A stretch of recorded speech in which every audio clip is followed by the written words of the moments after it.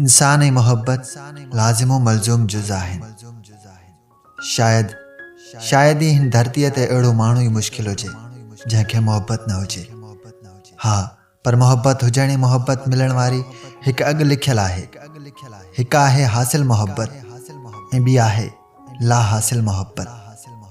उहे इंसान जिन खे मोहब्बत हासिल जी सूरत में मिली, उन्हनि ते ज़िंदगीअ जा सफ़र आसान थी पवंदा आहिनि, छो त हासिल मोहब्बत जी मंज़िल जो सफ़र ॿ फ़र्द तय कंदा आहिनि, जंहिं करे रस्ता उन्हनि लाइ बिल्कुलु हमवार थी पवंदा आहिनि ऐं हालात उन्हनि जे हक़ में हूंदा आहिनि। ऐं चयो बि वेंदो आहे त मोहब्बत जो मिलणु ख़ुदि मोहब्बत जो क़त्ल आहे। जिन खे पंहिंजी मोहब्बत हासिल हूंदी आहे, उहे इश्क़ ते राज कंदा आहिनि, जॾहिं त ॿिए तरफ़ मोहब्बत जे हिकु सफ़र जो नालो ला हासिल आहे। हीउ सफ़र तमामु वहशतनाक ऐं दुश्वार हूंदो आहे। ला हासिल मोहब्बत जो सफ़र हिकु फ़र्ज़ सां पाबंद थियलु हूंदो आहे।